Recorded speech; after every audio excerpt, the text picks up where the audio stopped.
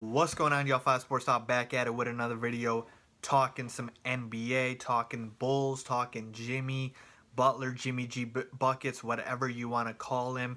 And I'm just here to discuss this question that has been on the minds of Bulls fans. And what the hell should the Bulls do with Jimmy Butler? Should they trade him or should they build around him? And really, the first question that comes up is, why are the Bulls even looking to trade Jimmy Butler? Well, the question arises because of the front office of the Chicago Bulls, who are as incompetent, I believe, as they come. But that's another topic for another day. I'm, of course, referring to the Vice President and GM of the Chicago Bulls, John Paxson and Gar Forman, who have been putting Jimmy Butler out in trade rumors for the past season and a half now.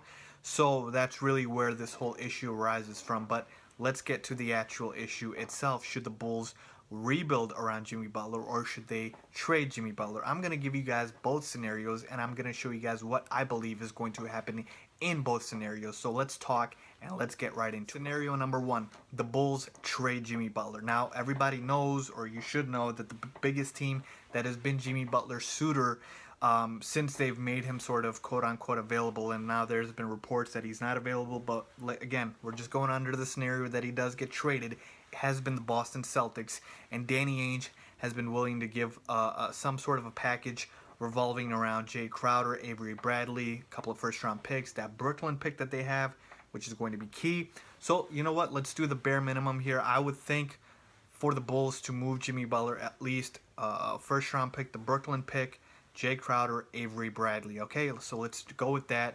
They trade him to the Celtics for those three. And then you look at the roster, okay? Let's look at after this season, okay? So you get Jay Crowder and Avery Bradley, who are both 26 years old, by the way, so they're not exactly super young. Someone like a Jaylen Brown, who is a rookie, would be incredible in the deal, and that's probably, if I had to move Jimmy, that's who I would be looking to get back.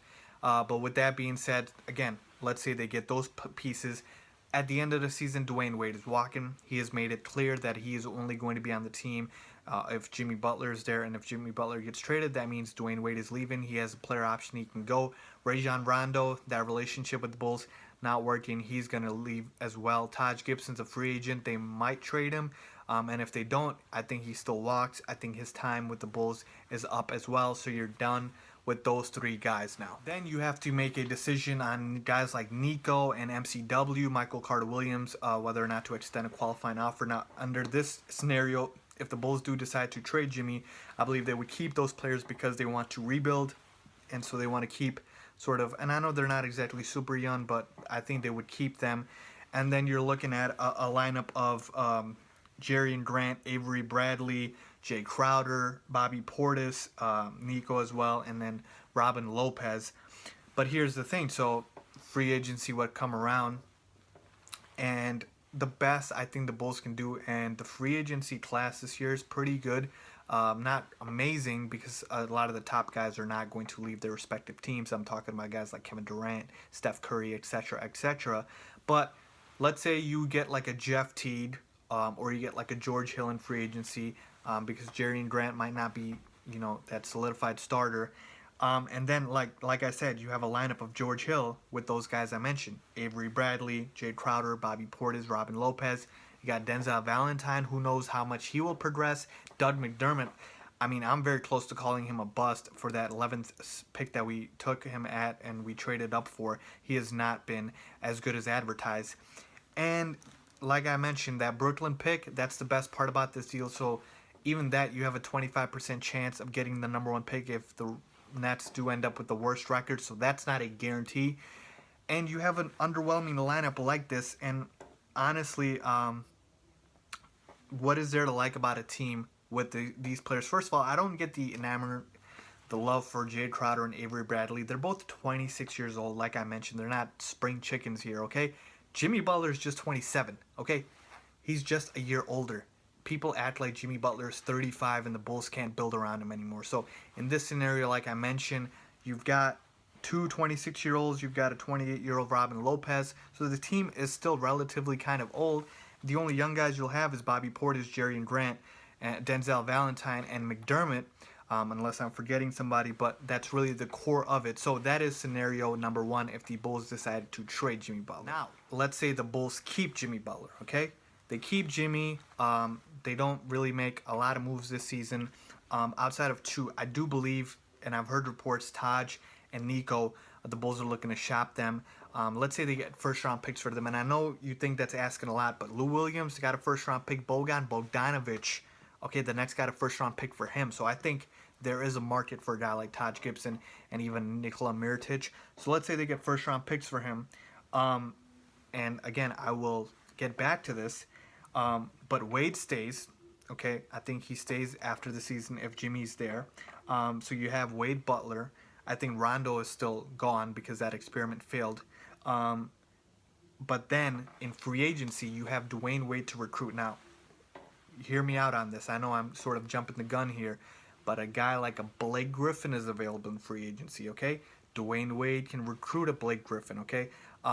Chris Paul has verbally agreed with the Clippers, but again, just throwing it out there, CP3, good friends with Dwayne Wade. So having D Wade there, I know a lot of fans say, oh, he's old and he was a bad signing. Yeah, he could be, but you got to also look a little bit into the future here with a good free agency class. Like I mentioned, it's decent. It's not bad. If you can get a Blake Griffin and a Chris Paul or one of those two, you're not getting those without Dwayne Wade and Jimmy Butler. They're not coming here if you trade Jimmy, okay? You're, like I said, you're going into full rebuild mode.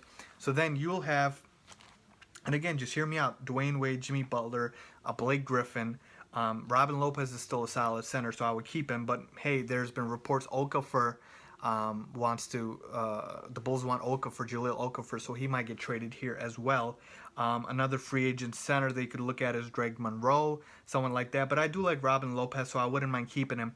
Remember those two picks that I talked about that you traded and you got for Taj and Nico? You could look to trade those two picks to a team like the Heat for a guy like Goran Dragic, and that could help with that. Then you have a lineup of Dragic, Wade Butler, Griffin, and Lopez. Okay, so that is formidable. Like, will it be Cleveland? I don't know, but I think that lineup would still be very formidable. You can fill out your guys, or even if you don't get Dragic, you can, like I mentioned, get George Hill, Jeff Teague, so guys like this. And here's the biggest thing. Jimmy Butler is on a 5-year, $95 million deal. He is locked in till 2019. He is on a very, very friendly deal in this new salary cap era, which means you got guys who are going to get extended for $200+ million. Jimmy Butler's capped at, like I said, we already agreed to that $95 million deal. So in an era like this where the salary caps keeps rising and you have a friendly contract like a Jimmy Butler and he is still just 27 years old, you can retool around him, okay? It is not impossible to do that. There are plenty of options and routes to take, and I believe for the Bulls, it is best for them to keep Jimmy Butler. Everybody thinks superstars grow on trees and they fall out. It just doesn't happen. Anytime you have a couple seasons of losing, and the Bulls haven't made the playoffs, I believe, in like the last year or two, everyone wants to just blow it up, and I get it. But look at the Sixers. Look at teams that have gone into rebuilding. You're talking about a good 4, 5, 6 seasons, okay? And Jimmy Butler, you can still retool around him, and that's exactly what I would do. So there you have it, folks. The question of should you trade Jimmy Butler or rebuild around him. I've laid you guys my scenarios and what I would do personally. I would keep Jimmy Butler, like I said. What is the assurance that you're going to get another Jimmy Butler? And yeah, I know that Brooklyn pick, if they do trade for him, would be nice. And let's say the Bulls do get, you know, that Nets pick, and it turns out to be a #1 pick. You know, I've heard it's a strong draft class, but there's a lot of uncertainties here. Why not just stick with the certainty that you have and build around Jimmy Butler? That's exactly what I would do. Let me know what you guys think. Leave a comment down below, and as always, don't forget to subscribe. Thanks for watching.